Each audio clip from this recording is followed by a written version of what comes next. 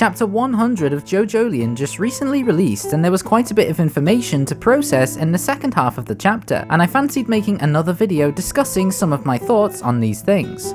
Obviously, if you haven't read the chapter yet, click off this video now. I have already done a review video for this chapter, so if you haven't already seen it, the link should be in the description below. In this video, I want to discuss a few points of the chapter in a bit more detail, and also to hear some of your thoughts on these points.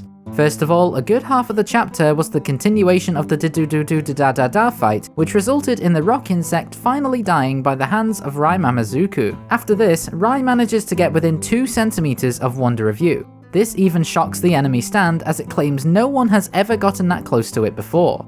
We also know from the previous chapter that Rai's father passed away due to the flow of calamity created by the Wonder of You, and also Rai's mother fell ill under the stress and anguish of her husband's death, and due to the heavy debts that fell onto her due to the pear orchard. We know when a character gets backstory like this just before or during a big fight, this often spells bad things for the character. Fast forward a few chapters to chapter 100, and this worry seemingly came to realization. After explaining that a calamity befell both of Rai's parents due to the flow of calamity, Wonder of You mentions that Rai should have been next to fall to the flow of calamity, yet he had somehow survived a further 17 years. Finally, a calamity seemingly attacked Rai in the form of Josuke's soap bubbles.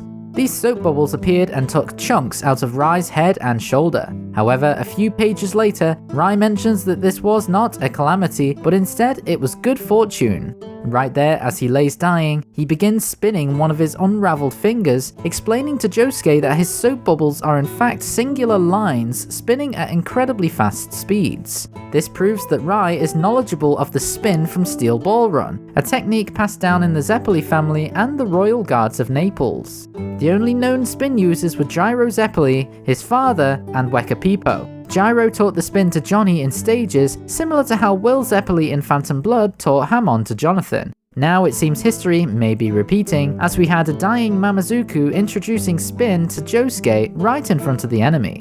One theory that I've heard is this. At the end of Steel Ball Run, Araki states that the Zeppeli family moved away from Italy, yet we don't know where they moved to. The theory states that Rai is actually a descendant of the Zeppeli family. Over time, the Zeppelis may have changed their name to stay hidden, resulting in the Mamazuku family's existence. Another possibility is that the Mamazuku family married into the Zeppeli family, and Rai is a product of that family tree, having had the spin taught to him in his youth. Again, this is just a theory that I've heard, and I'm not sure if this would be the case. It's possible that the spin had just become more of a known technique by a select few. If Johnny and the Royal Guards of Naples could learn the spin back in the late 1880s, there's certainly nothing stopping the technique from being taught to more people for various reasons. It's also possible the power to use the spin can be passed down similar to how Joseph was able to use Hamon, without any prior training, due to his grandfather Jonathan having used Hamon when he was alive. So there are a number of possibilities. Rai could be a descendant of the Zeppeli family and had learned the spin at a young age, a Zeppeli could have married into the Mamazuku family and he learned it that way, or Rai is nothing to do with the Zeppelis at all and he learned the spin off his own back somehow. We can assume that the spin became more known across the world after the events of Steel Ball Run. Perhaps books were published over time, or articles were published online, and Rai just researched this and learned the ability that way. Either way, it appears he learnt the secret to Josuke's soap bubbles by being attacked by them himself, and in his dying state, teaches this to Josuke. Josuke can obviously use the spin, as that is how his bubbles are created, and with no prior memories before the fusion of Yoshikage Kira and Josefumi Kujo, he would not be aware of this ability. All he knows is that he can instinctively create the soap bubbles, but he has never questioned how he can create them. Both Josefumi and Kira were able to create soap bubbles also with their stands, and both of them have the Joestar birthmark.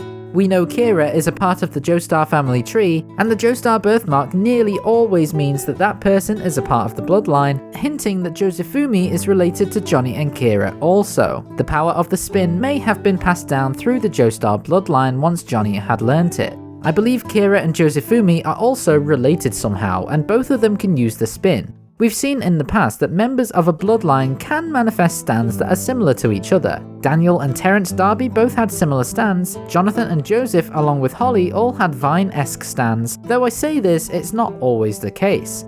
It's just a theory after all, and the jury is still out on it, but it's possible that Josefumi and Kira have soap bubble abilities due to being a part of the Joestar bloodline. Josuke, their fused self, being able to use the spin to create his soap bubbles must mean that Josefumi and Kira's bubbles were created the same way. Either they could subconsciously use the spin to create the soap bubbles, or they were both completely aware of the spin and had learned to harness its power over the years, resulting in their fused self also being able to use it. However, without any of his memories, Josuke had no idea the spin even existed. I feel like this might be the next step to Josuke learning about his 2 prior incarnations and more about his family. Plus, we might soon learn where Josefumi sits in this equation. He's most certainly a Joestar, but I'm looking forward to seeing how he is a Joestar. Need I point out that if you remember, on the family tree, there was actually an empty box next to George Joestar's name, which says to me that Rina and Johnny had another child. If this is the case, which it certainly does look like it, then another branch was created in the Joestar bloodline at this time, meaning that a whole new bloodline that is not accounted for on the family tree exists that is related to the Joestar bloodline. This might mean that during Yoshikage Kira's generation, in a separate family tree, there would be Josefumi. Rina and Johnny most likely had another child that married into another family, and eventually it started the Kujo bloodline, meaning that Josefumi is most likely a part of this separate bloodline, therefore making him related distantly to Johnny, and also being very distant cousins to Yoshikage Kira. This would explain why Josefumi has the Joestar birthmark, and how him and Kira were both able to utilize soap bubbles as an ability in different ways. Anyway, back onto Rai from chapter 100. He rips open his shirt to reveal that he also has a huge hole in his lower chest area. In my chapter review, this page initially confused me, but after reading a few of your comments, it made a little bit more sense. He is still talking about the spin when he reveals this huge gap in his body, and some comments I read on the video reminded me that the spin can be used to redirect attacks across the body. I know we saw the holes in Rai's head and shoulder, but maybe in the last second he was able to redirect the damage to his lower chest, keeping his brain intact after all. In the page we saw the hole in his chest, Araki played it very carefully and kept the head and shoulder area hidden so we cannot see the damage caused earlier. Surely the soap bubble would have tore a hole in Rai's clothes as well if it had hit him there, which is why I think he redirected the damage into one spot in his torso rather than suffer with brain damage. This is probably to keep himself alive long enough to explain about the spin to Josuke before he dies, because if chunks of his brain were taken out due to the soap bubble damage, then information would be lost and he would struggle to relay the information due to losing big pieces of his memory. Whilst redirecting the damage to his chest will most likely still kill him, at least he would be able to convey fully the information about the spin to Josuke. Rai's fall, an explanation of the spin to Josuke, is very reminiscent of Gyro teaching Johnny the infinite rotation in the endgame of Steel Ball Run just before Gyro died. These similarities between scenarios also makes me feel like the Mamazuku Zeppeli theory could be something to consider as a real possibility. This ending of the chapter set up for a possible power boost for Josuke by utilizing the spin. Strangely, in my Tusk stand analysis video, I mentioned it would be interesting if the spin can generally be used to cause an evolution in stands once a certain level of knowledge of the spin was achieved. Just like how Gyro imbuing the steel ball with the infinite rotation created Ball Breaker to appear, as well as Johnny evolving his Tusk over time after evolving his knowledge of the spin. I feel that in chapter 101 in October, Rai will finish his explanation of the spin to Josuke, and this may lead to Josuke being able to create a new form of Soft and Wet. A popular theory that I've heard is if Soft and Wet does evolve, its evolved form will be the new universe's version of King Crimson, following the King theme with the Higashikata family stands. With Josuke's soap bubble trap being sprung by the Calamity, there is no insurance now for Josuke. He will have to go one-on-one with Wonder Review with no planned trap and no assured way of winning. And what can often happen in this sort of situation for the main Jojo is a power boost. Only time will tell what will happen, but I believe we'll get more answers about the spin in chapter 101, and unfortunately probably see Rai's untimely death. Potentially, now that this rock insect malarkey's out the way, we might even finally learn Toru's goal, and the true identity of Akafu Satoru. Is he actually a stand, or is he a rock human? Is he Toru's stand? So many questions and still hardly any answers.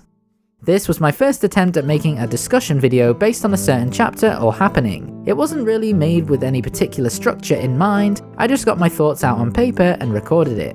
Yeah, it may not be as well thought out or intricate as some of my other videos, but my main goal here was to create a comments section full of discussion regarding these topics that were brought up in chapter 100, plus the various theories discussed in this video. So with that being said, let me know down below in the comments what you thought of these points. Do you think that Mamazuku is a descendant of the Zeppeli family? Do you think that Josefumi and Kira were able to use the spin, or were their soap bubbles literally just soap bubbles rather than spinning threads? And also, do you think Josefumi and Kira are distantly related? Let me know in the comments down below. Honestly, I'm a little nervous to get this video out as it's something new, but I want to vary my content a little and create some discussions. If you happen to have enjoyed this video, then please consider subscribing to the channel for future JoJo content. Also, please hit that like button on this video if you want to see more JoJo videos. I might also expand into other anime and manga series at some point, so please hit that notification bell to be notified when I release the next video. Heck, it might not even be JoJo related, who knows, you might get some different sort of content, we'll see how things go. I appreciate you taking the time to watch this video, and I do my best to read every single comment that you guys post. Unfortunately, I can't comment back to every one of them, but I can guarantee you I do try my best to read them all. However, until next time, Bizarre Star Platinum, out.